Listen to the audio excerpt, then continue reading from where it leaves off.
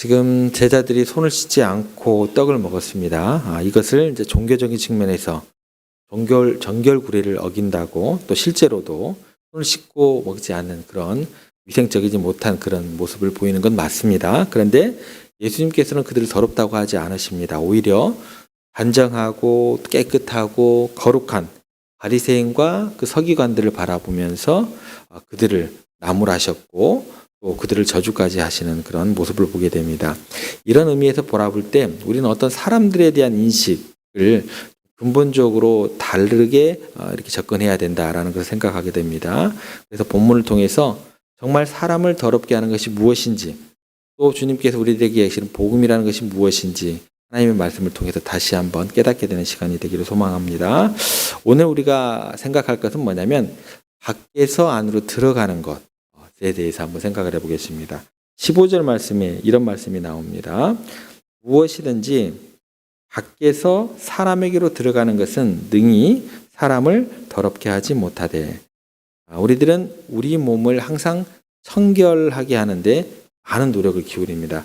특별히 우리가 이제 코로나 시대를 지나면서 가장 우리 삶을 크게 바꾼 풍경 가운데 하나가 이제 마스크가 되겠죠.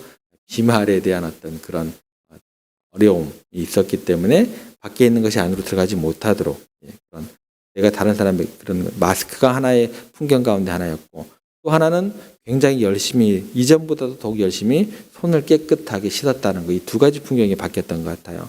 실제로 이 모든 것들이 코로나를 예방하는 데 많은 영향을 미쳤다라는 것입니다. 그런데 코로나 이전에도 우리들은 일반적으로 생각을 그렇게 하죠. 밖에서 내 몸으로, 내 안으로 들어가는 것이 사람을 더럽게 한다라고 그런 생각들이 우리들 가운데 있었다라는 것입니다. 그 전제가 뭐냐면 안과 밖이죠. 밖과 안. 이 차이다라는 거예요. 그러면 내 속에는 원래 깨끗하다는 거예요. 균이 없고 내 속에는 깨끗하고 내 속은 완전하다. 밖에 있는 것이 더럽고 문제가 있다. 늘 이렇게 자연스럽게 생각이 이어지더라는 것입니다. 그래서 이런 육체적인 그런 위생관념에 익숙하다 보면 영적인 측면도 이렇게 같이 작동할 거라고 우리가 자연스럽게 생각을 하게 되더라는 것입니다. 그래서 종교적인 의식과 행위와 이런 걸 통해서 내 속은 원래 거룩하고 순수한 마음을 가지고 있고 그걸 보존할 수 있고 그렇게 생각을 하게 되더라는 거예요. 그런데 이것이 굉장히 무서운 함정이다라는 것입니다. 그래서 예수님께서는 이 생각 자체를 근본적으로 이렇게 고치시기를 원하고, 더 좀 강하게 얘기하면 그들의 생각 자체를, 이런 생각 자체를 깨뜨리기를 원하셨다라는 거예요. 한번 생각해 보시기 바랍니다. 밖이 더러울까요? 안이 더러울까요? 모르시겠죠? 예. 우리 속에는요, 우리가 알지 못하는 무수한 세균들이 있고, 또 계속해서 그냥 그렇게 깨끗한 상태로 있는 거 아니라 불순물들, 노폐물들이 계속해서 생성이 돼요. 이게 나오지 않으면 계속 어떻게 될까요? 축적이 되더라는 거예요. 그래서 이제 수술 끝나고 나서도 가장 먼저 우리가 기다리는 게 뭐예요? 무슨 소리를 기다리잖아요. 예, 예. 그런 것들이 이렇게 노출이 돼야 돼요. 밖으로 나와야 돼요. 우리가 생각하는 것만큼 우리 속이 깨끗하지 않다라는 거예요. 그런데 밖에서 들어가는 것이 나를 더럽게 한다고 생각을 할 때 이런 육적인 어떤 위생의 관념에 익숙하다 보면 바로 여기에서 모든 종교의 근본적인 것들, 잘못된 오류들이 여기에서 이제 출발을 하게 되더라는 거예요. 예를 들어서 스님들을 한번 생각해 볼게요. 아주 열심히 스님들이 볼을 닦는 것이 뭐냐면 새 속의 구분부터 시작이 되는 거예요. 그렇죠? 속된 세상을 떠나야 돼요. 속세를 떠나야 돼요. 그래서 자기 자신을 세상으로 격리시켜서 자기 자신을 물들게 해야 된다. 물들지 않게 해야 되는 게 이제 그들의 가장 우선시되는 모습입니다. 고기를 안 먹으면서 먹는 것도 다 가려야 되고, 여러 가지 볼 것들을 안 보고 즐길 것들을 안 즐기면서 향락을 멀리하면서 고행을 하는 이유가 뭐냐면 내면에 있는 부처를 발견하기 위해서 이 모든 것들을 한다라는 것입니다. 그러니까 자기 속에 있는 물들지 않은 깨끗하고 숭고한 자아가 있다라는 거예요. 그래서 내 참된 자아를 발견하면 해탈의 경지에 이르게 된다라고 생각을 하기 때문에 그래요. 그리고 해탈의 경지에 이르는 그 순간 자기가 행했던 그 모든 업보로부터 자유로울 수 있다라고 생각을 하게 되더라는 거예요. 이게 이제 잘못된 어떤 출발점의 시작이다라는 거예요.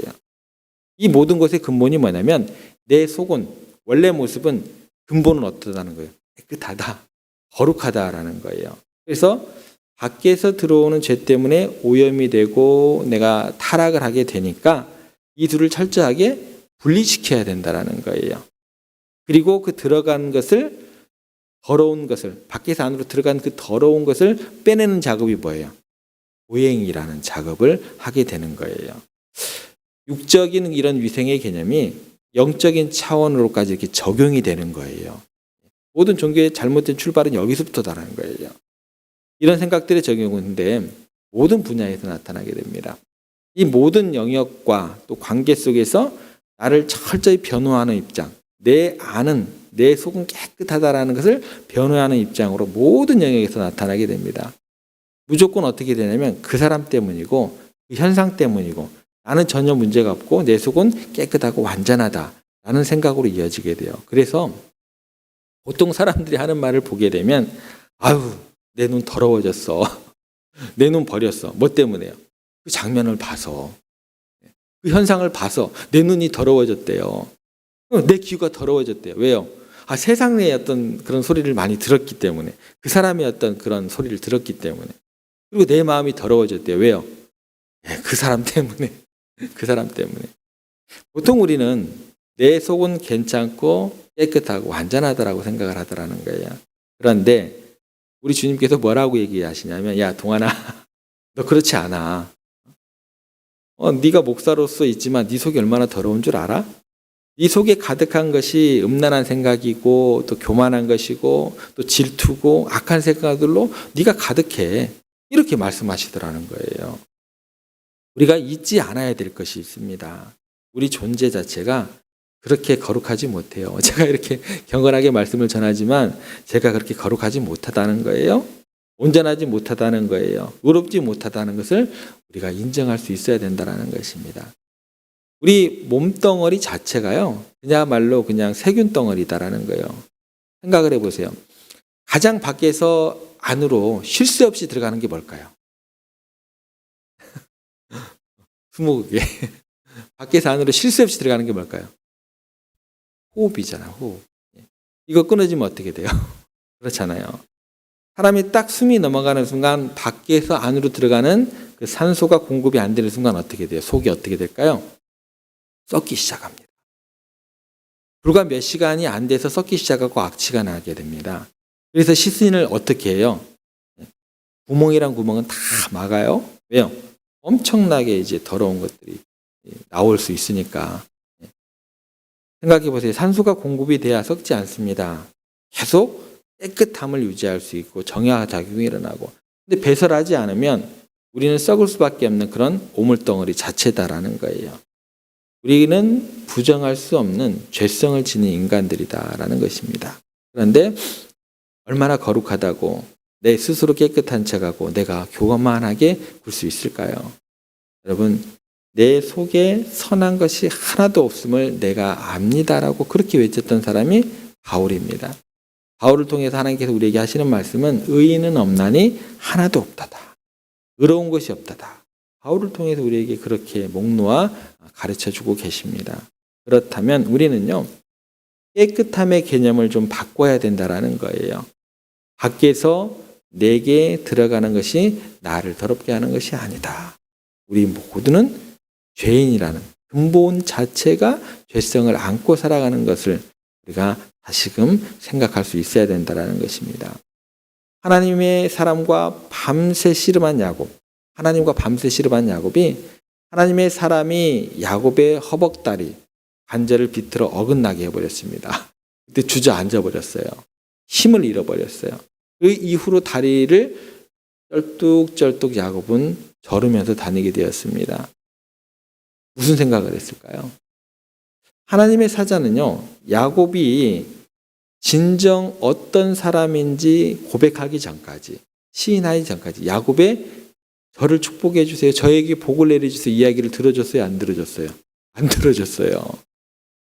어느 순간에 그 이야기를 들어줬냐면 자기가 어떤 사람인지 시인하고 난 다음에 자기의 모습이 어떤 모습인지 자기의 진실을 마음속에 있는 진실을 드러내고 내가 어떻게 살아왔습니다의 그런 고백이 있었을 때까지 그 축복을 거절을 했어요. 하나님의 사람이요. 그가 자기 이름이 야곱이 뭐죠? 발꿈치를 잡은 자. 나는 속이는 자입니다. 제 삶 자체가요. 그냥 속이면서 살아왔어요. 라고 고백한 순간 그 순간 야곱에게 축복을 했던 게 하나님의 사람이다라는 거예요. 저는 이득을 취하려고 아버지를 속였고 에서를 속였고 삼촌을 속였고 속에 감추고 있던 모든 모습들을 야곱이라는 네 이름이 무엇이냐라고 물어봤을 때 내 이름이 야곱입니다라는 이름으로 드러냈던 순간 그때 하나님의 사자는 그가 하나님과 및 사람들과 겨루어 이겼다 해서 그 이름을 야곱에서 이스라엘이라는 새 이름으로 바꿔주셨다라는 거예요. 야곱의 절뚝거림은요. 예전에 속이던 삶은 죽었다라는 거예요. 이제 누구와 함께하는 삶이에요? 하나님과 함께하는 절뚝거리는 그 삶 가운데서 나의 부족한 모습, 나의 연약한 모습, 내가 혼자 걸어가지 못하는 모습 가운데 누가 동행하셔야 되는 거예요? 하나님이 함께 하시는 새로운 삶이 시작됐다라는 것을 의미한다라는 것입니다. 그 순간 야곱은 끝이 났어요. 그 다음에 이스라엘이 시작되었다라는 거예요. 그는 이제 그 절뚝거림 때문에 그 안에서 그를 통해 강하게 역사하시는 하나님을 바라보게 되고 의지하게 되었다라는 것입니다. 여러분들 우리의 깨끗함의 개념을 다시 한번 생각해 보셔야 한다라는 거예요. 깨끗함은요. 단순히 두 발로 절뚝거리지 않고 막 이렇게 걸어다니는 그 모습이 아니다라는 거예요. 육체적인 외형적인 상태를 의미하는 것이 아니라 영적인 상태를 의미합니다. 내가 하나님을 의지하고 하나님과 동행함이 필요한다는 그런 고백이 있어야 된다라는 거예요. 우리가 죄인이라는 사실을 먼저 경험히 인정하고 제가 야곱입니다. 제가 속이는 자였습니다. 제 인생 자체가 온통 야곱이었어요.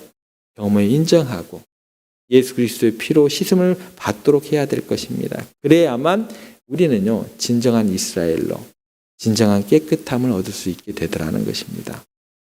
그렇게 하나님께서 여러분들을 도와주시고 여러분들의 삶에서 절뚝거림을 가지고 가는 그 삶의 자리에서 야곱은 끝이 나고 또 이스라엘로 거듭나시는 진정한 하나님의 백성으로 거듭나시면서 하나님께서 부어주시는 새 사람의 옷을 입고 깨끗함을 누리게 되는 여러분들 되시기를 기도합니다.